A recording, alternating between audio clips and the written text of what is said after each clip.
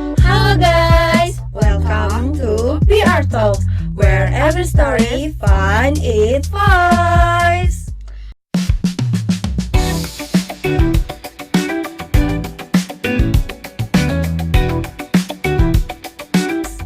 Oke, nah di episode kali ini agak berbeda nih, karena untuk pertama kalinya kita nggak bahas akademik, nggak bahas organisasi, atau nggak bahas tentang kedokteran. Tapi kali ini kita bakal bahas sesuatu yang kita dengar atau sering kita alami juga, tapi jarang banget bisa kita bahas ini tuh secara terbuka. Apa sih? Apa coba? Apa ya? Nah, jadi di episode kali ini kita akan membahas kejadian-kejadian horor yang ada di kampus kita. Cerita-cerita yang mungkin pernah kalian dengar dari kakak tingkat atau dari teman-teman seangkatan kalian, atau mungkin kalian sendiri pernah ngalamin. Nah, pertanyaannya, ini tuh fakta atau cuma katanya? Pastikan kalian dengar cerita ini sampai akhir dan jangan ditonton sendirian.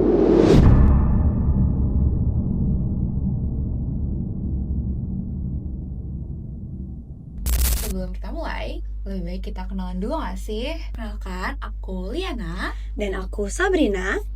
Dan kita akan menemani kalian di episode horor kali ini. Di episode ini kita nggak menghadirkan mahasiswa, ketua BEM, ataupun pengurus organisasi nih. Tapi seseorang yang hampir setiap hari berada di gedung dan berada di jam-jam yang jarang banget dilewatin mahasiswa. Beliau adalah petugas kebersihan di gedung Fakultas Kedokteran UPN Veteran Jakarta. Mari kita sambut Ibu Hesti. Oke, Ibu, sebelum kita mulai ceritanya nih, kita mau kenalan dulu nih sama Ibu. Boleh Ibu dikenalkan dulu? Boleh. Halo, nama saya Bu Hesti Wulandari. Saya bekerja di Fakultas Kedokteran dari 2015 sampai saat ini, alhamdulillah. Terima kasih ya Ibu, Ya. udah mau bersedia berbagi cerita nih sama kita. Nah, disclaimer dulu ya teman-teman, cerita ini disampaikan adalah cerita pengalaman pribadi dan kami tidak bermaksud untuk menakut-nakutin kalian atau menyinggung pihak manapun ya. Oke Ibu, nih sebelum masuk ke ceritanya, kami mau tanya dulu, tadi kan Ibu sudah bekerja itu tadi dari tahun 2015, berarti udah Kurang hampir lebih 10 tahun, jalan 11 tahun. Sudah lama ya. nggak lama banget ya itu. Ya. Oke, nah berarti Ibu ini udah sering banget ya Bu ngebersihin atau rapi-rapiin ruangan ketika mahasiswanya itu nggak ada atau gedung-gedungnya itu kosong. Iya, memang itu kan tugas kami sebagai CSO, Cleaning Service Operasional. Nah, pertama kali awal-awal Ibu kerja di sini tuh Ibu pernah ngerasa takut gitu nggak sih Bu untuk kerja? Kalau untuk takut tidak ada, karena kan awalnya saya memang benar-benar mau bekerja. Ya. Nah, biasanya jam berapa ya Bu? Jam-jam yang udah sepi, udah nggak ada mahasiswa gitu. Kalau sebelum pandemi itu kita normal karena ada dua sisi, pagi dan sore. Jadi yang masuk pagi jam 6 dan masuk siang itu dari jam 2 sampai dengan jam 6 sore. Itu sebelum pandemi, tapi setelah pandemi berubah menjadi satu shift. Oh Ya. gitu. Nah, berarti jam-jam sepinya itu kira-kira setelah jam itu ya, jam 5 gitu. Ibu pernah nggak pulangnya tuh setelah dari jam 4 gitu? Sering. Karena sebelum pandemi itu kita pulang jam 6. Sebelum pandemi kita pulang jam 6. Bahkan kalau misalnya ada kegiatan, kita lebih dari jam 6. Lembur ya itu. Ya, tapi di itu biasa enggak. Nah, di jam-jam itu Ibu pernah nggak sih ngalamin kejadian yang kayak nggak biasa gitu Bu? Ada, sering saya seperti itu, sering malah bahkan saya mengalaminya sendiri gitu. Mungkin di luar nalar kayak walaupun istilahnya saya nggak bermaksud seperti itu, tapi tiba-tiba kok saya kaget sendiri gitu loh. Nah, waktu Ibu ngalamin kejadian itu, Ibu sendirian atau kayak ada orang lain gitu? Kebanyakan saya sendiri karena kan saya bekerja di lantai 2 Fakultas Cipto. Itu saya sendiri dan setiap saya mengalami hal seperti itu saya juga sendiri, dalam keadaan sendiri lah. Ini benar-benar nggak ada orang ya Bu? Tidak ada sama sekali. Nah, di kondisi yang sendiri itu Ibu pernah kayak ngelihat sosok atau bayangan atau kayak sesuatu gitu yang nggak seharusnya ada? Pasti ada. Pasti Pernah, ada. iya sering. Ibu sering lihat sosok apa? Kalau untuk dilihat sosok seperti apa, ya yang pasti makhluk halus. Tapi mereka itu tidak pernah menampakkan. Tapi saya melihat mereka itu dari setelah ke belakang gitu ya. Pertama-tama saya mengalaminya itu ketika sebelum pandemi. Selesai pulang kerja mengunci ruangan, saya jalan dengan teman saya, tiba-tiba saya cuma bilang, kok ini wangi banget ya. Waduh. Terus dengan teman saya, iya ya kok. Teman saya diem aja. Cuma tiba-tiba nggak tahu kenapa ada yang nyenggol saya, dan saya lihat itu rambutnya panjang berbaju hitam, tidak mempunyai kaki, langsung kayak astagfirullahaladzim. Dan saya spontan bilang astagfirullahaladzim, la ilaha illallah, saya nyebut langsung tiba-tiba aja gitu. Wangi apa Bu waktu itu? Bener-bener bunga melati dan pandan, itu bener-bener Nyengat banget ya. iya. Sebelum pandemi padahal masih ya dibilang nggak terlalu malam banget. Iya, masih jam 6. Di daerah Cipto di bagian mana kira-kira? Jadi lantai saya lantai 2. Di lantai 2. Petugas ya. Wow. Waduh, waduh. Kalau kayak suara langkah kaki atau kayak panggilan nama tapi kondisi gedungnya tuh kosong gitu, kayak suara-suara kayak gitu Ibu pernah dengar? Ya, sering juga kayak orang DM kayak ada, kok ada yang misalnya di pas nggak ada orang tapi kok kayak ada langkah kaki, ya pasti Ring ya. ya. Waktu ibu ngalamin hal seperti itu nih, ibu yang pertama kali ibu rasain tuh apa tuh, Bu? Pasti kaget karena kan cuma Iya obrol sih. biasa dengan teman. Kalau saya itu pas pulang kerja ngobrol-ngobrol plus di suatu ruangan, saya lewat cuman kok wangi banget ya, udah gitu kok kayaknya wangi melatinya sama pandannya kok ini banget. Tiba-tiba saya nggak tahu ya, itu tadi yang saya bilang saya disenggol ya, itu mungkin menurut saya itu, maaf Kunti ya, karena rambutnya panjang dia langsung nggak melihat mukanya, langsung kayak jalan kayak gitu. Inilah nggak menapak, kayak pokoknya gitu aja. Itu saya pernah lihat dalam mata kepala sendiri. Berarti itu di Cipto lantai 2 ya? Ya betul. Dan teman saya juga sekarang beliau masih di Limo kok. Ya, karena saya jalan pulang itu dengan Beliau ya? Ya betul. Shock banget berarti waktu itu ya Bu. Kaget karena lagi ngobrol biasa ya. Saya Tiba-tiba saya- aja. saya langsung kayak Yang nyenggol bukan orang. nah malah aja langsung banget itu udah ya. kita langsung kontak, oh nyebut begitu. Udah langsung udah. Berarti itu awalnya ibu udah punya firasat kayak ini wangi banget. Iya, sebelumnya mencium kayak seperti itu, mencium wanginya. Ya, oke. Ya, ada lagi nggak Bu selain itu tuh kira-kira? di Ada juga. gedung Saya Cipto kan tuh? beberapa. Kalau suara-suara sudah sering saya alami. Suara-suara langkah kaki seperti itu. Nah, ini yang paling menurut saya itu mungkin di luar nalar saya benar-benar ya. Karena menurut saya ini saya pikir cuma hal biasa aja, ternyata pas kejadian itu saya langsung berpikir mungkin karena ini kali ya gitu. Seperti itu gitu ya. Kalau boleh dikasih tahu gimana tuh ceritanya? Itu kan pada ini pandemi kalau nggak salah 2020 atau 2021 di Cipto itu mati lampu. Keadaan mati lampu, saya iseng karena kan gelap, mahasiswa nggak ada. Itu pun kejadiannya juga masih pagi, nggak siang banget. Saya tulis istilahnya iseng-iseng lah di SW. Terus saya bilang gini, wih gelap banget, saya bilang gitu kan, wih di gelap, mati lampu. Nah teman saya waktu itu di fisioterapi komen status saya, dia bilang gini, awas lo, hati-hati lo kalau gelap di Cipto gitu. Itu kan gedung kedokteran. Dia bilang teman saya gitu loh. Saya kan maksudnya nggak bermaksud apa, saya jawab lah teman saya komen balasan gini, mana ada siang-siang seperti itu gitu, karena kan masih pagi waktunya. Ya masa sih gitu. Ya enggak, saya bilang kayak gitu. Itu sudah tuh, saya nggak berpikiran macam-macam, maksudnya nggak aneh-aneh, nggak pokoknya nggak ada pikiran apa-apa deh gitu. Nggak ada niat apa-apa. Maksudnya cuma menjawab komenan teman saya tentang status saya di SW. Pas menjelang pulang, saya matikan lampu koridor. Lucunya itu lampu koridor saya matikan, saya melihat ke lampu arah toilet. Kok lampunya belum mati semua ya? Saya bilang kayak gitu kan. Saya matikanlah ke arah, seharusnya kan saya mematikan toilet dulu, lampu toilet arah timur, baru saya ke koridor. Jadi kan saya bisa dapat penerangan. Ini enggak, saya matikan dulu koridor, baru saya ke toilet. Otomatis kan setelah saya matikan toilet, saya gelap dong.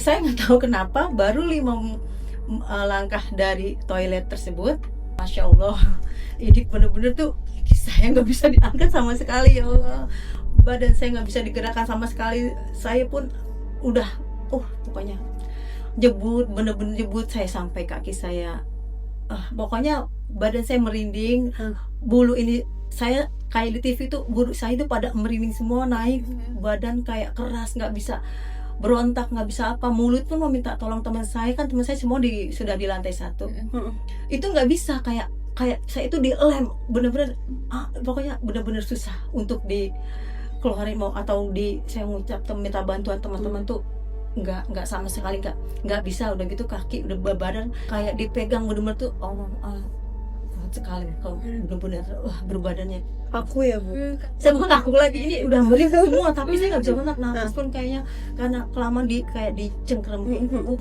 Saya itu saya baca, cuma saya dalam keadaan gitu, karena saya udah lama hampir nggak bisa bernafas, terus manggil teman saya juga nggak bisa, susah, mulut pun untuk dibuka pun nggak bisa sama sekali, terus badan saya juga pokoknya saya melakukan apapun nggak bisa, kayak itu menurut saya nih, sekeliling saya juga seperti ada yang liatin saya, cuman kasat mata menurut saya kayak gitu ya. auranya mencekam ya.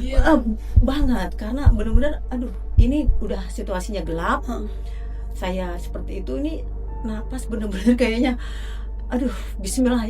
Saya sampai bilang dalam hati begini, karena saya sendiri, ya Allah tolong berikan, tunjukkan kebesaran saya di sini sendiri. Saya benar sekarang nggak mau nanya, karena saya di situ benar-benar sendiri, sampai napas istilah, masa sih saya kayak gini di sini begini sendiri, mesti nggak ada yang bantuin sama sekali seperti itu, karena benar-benar tuh dekapannya itu masya Allah luar biasa, Kuat banget ya. bukan kuat lagi. Itu pun kejadiannya saya pikir masih sore, karena kita waktu itu masih pandemi, jadi pulang masih jam 5, itu pun masih sore menurut saya ya. Cuma kok saya kenapa begini, ada apa ini, saya pun melangkah pun kaki nggak bisa jalan, tapi buru ini semua dari kaki sampai ke badan itu merinding semua. Saya bilang seperti saya berdoa, terus saya mohon sama Allah, ya Allah tolong tunjukin kebesaranmu, saya ini sendiri, saya bilang kayak gitu, saya nggak mau seperti ini. Ya alhamdulillah saya bisa terbebas dari cengkraman itu. Iya benar, walaupun dalam keadaan kayak masih lepas, Lemes banget. gitu, karena awalnya kita kan berdiri lama juga, udah gitu kaki nggak bisa digerakin sama sekali kan, istilahnya benar-benar jangan kan kaki, istilah kita mulut aja minta Teriak aja nggak bisa. Iya, kita minta tolong manggil teman aja, cuma itu ini aja udah bisa, nggak bisa sama sekali waktu pada saat itu. Kira-kira itu berapa lama ya Bu kejadiannya? Ya lumayan cukup lama, sampai mungkin 20 menit 30 menit ada. Itu Iya, lama banget sama sih. saya aja. Makanya saya bilang, saya sampai benar-benar kaku semua badan, nggak bisa bergerak sama sekali.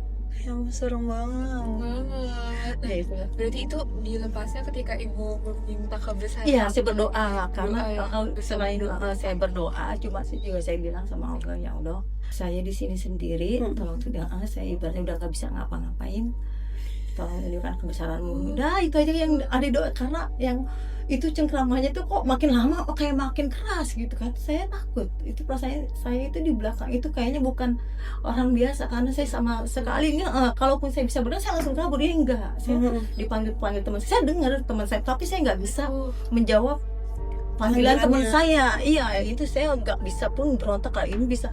Ini benar-benar kiri kanan tuh kayaknya ada itu kayaknya. Ibu bisa ceritain nggak itu kira-kira sosoknya tuh kayak gimana gitu yang Ibu rasain ketika Ibu dibekap itu? Itu perasaannya tinggi besar, kayaknya badannya luar biasa, Hitam Bu. kayaknya, karena kan kayaknya Bayangan gitu mungkin ya? Iya, kalau bayang perasaan aja gitu. Kayak ini Nggak bisa. nggak bisa sama, karena saya benar-benar kayak dihimpit, ini orang besar sekali. Iya, kaki saya seperti ada yang megang juga di bawah, karena saya benar-benar nggak bisa bergerak sama sekali, kayak dilem. Kalau dilem pun mungkin bisa ya, ini saya untuk melangkah begitu aja saya berat banget, nggak bisa lagi, maksudnya benar-benar luar biasa. Kejadian itu kayak Ibu ngerasa badannya gimana? Pasti capek, karena kita kan ibaratnya kayak dipegang gitu kan, Melawan ya. Saya berontak, cuman saya nggak bisa, kaku, jadi lemes setelah itu. Terus pegal-pegal juga, karena kan mungkin menurut kita ya bukan lawannya kita, bukan lawannya manusia. Pas udah selesai nih akhirnya selamat 30 menit itu ibu terlepas alhamdulillahnya. Habis itu ibu kan pasti lemas itu kan pastinya.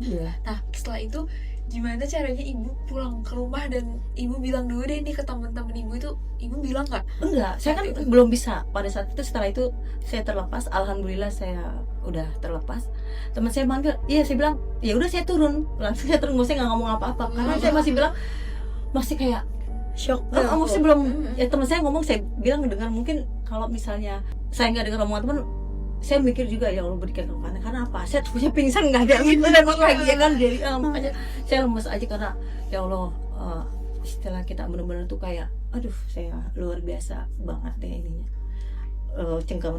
Cengkermanya itu benar-benar di luar nalar banget. Ibu bisa tidur nggak Bu malamnya setelah kejadian? Saya masih berbayang aja, masih kayak apa ya yang saya lakukan gitu ya. Kok saya tadi sebelum pulang nggak benar-benar ya mengalami istilah nggak bisa ngapa-ngapain lah gitu, cuma mau matiin lampu kok nggak bisa balik langsung pulang gitu, malah kayak ada yang nahan saya kayak dengan marah ya kayak gitu, bener kayak ada yang marah gitu. Setelah kejadian itu kira-kira berapa hari ibu bisa kayak merasa normal kembali gitu, kayak terus ibu kan masih kerja lagi di tempat yang sama.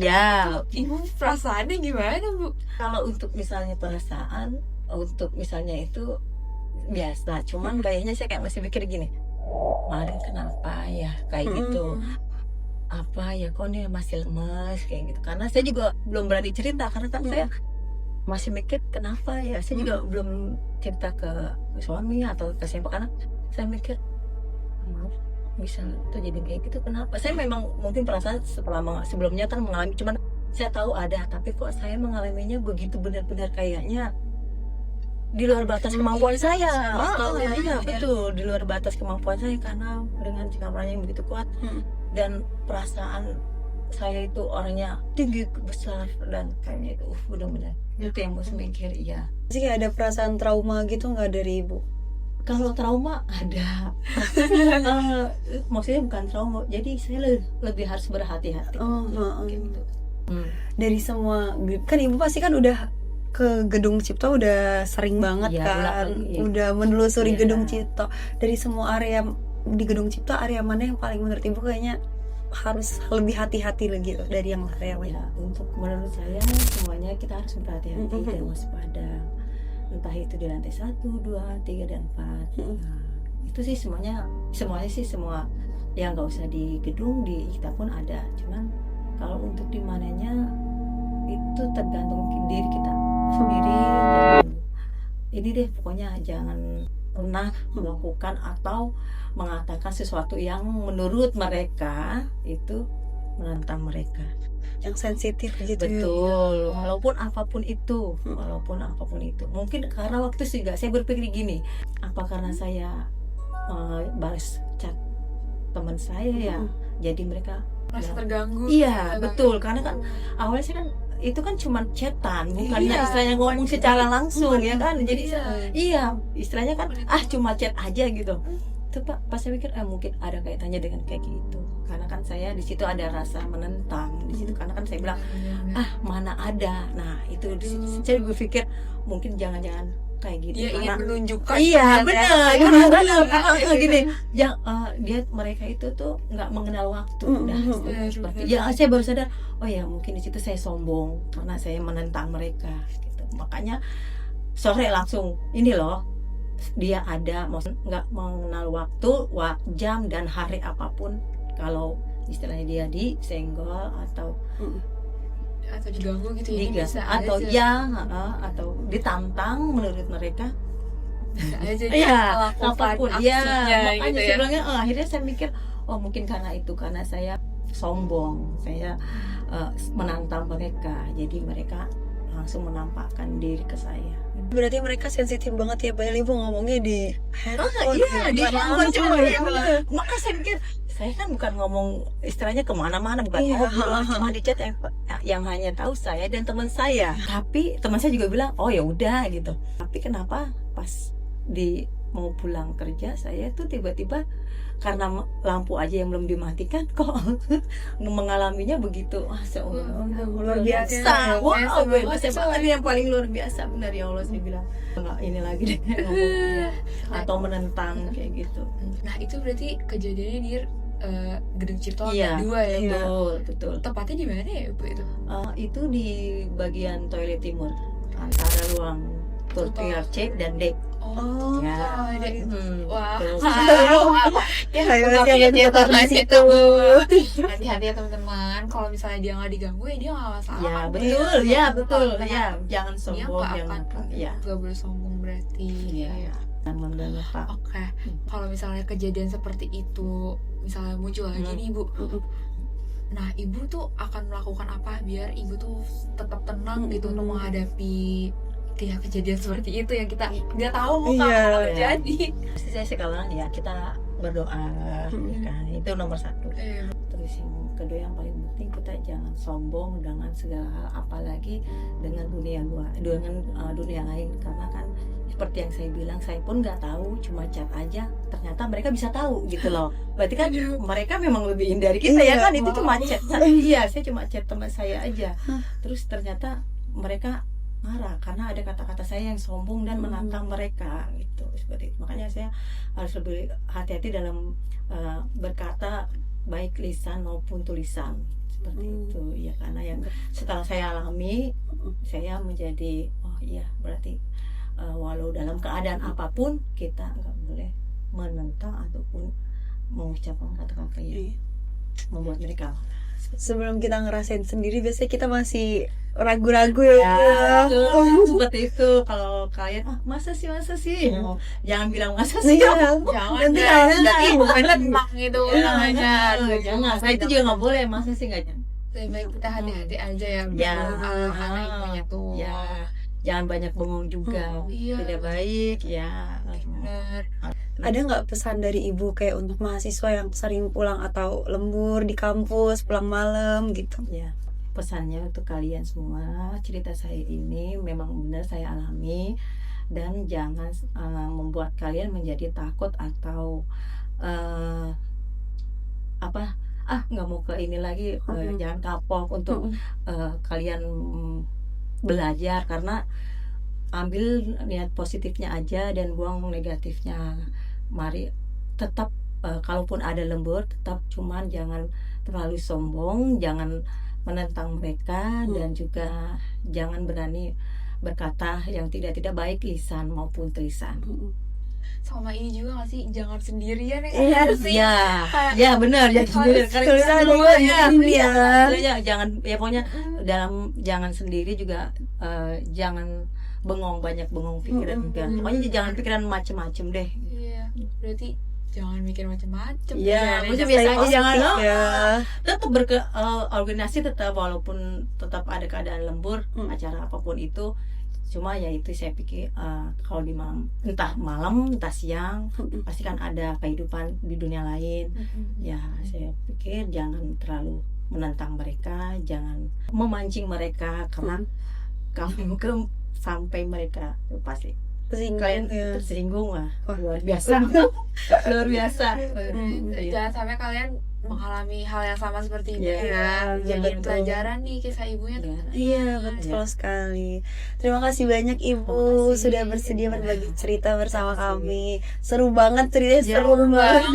Seru banget ya. Apalagi yang mengalami Aduh, ada Iya. sedikit trauma Iya, gitu pasti iya, ada, iya. tapi itu kita jadiin pelajaran aja ya teman-teman. betul biar sekali. kita selalu, semoga kita semua dalam lindungan Amin. Ya, jangan jangan berdoa, iya.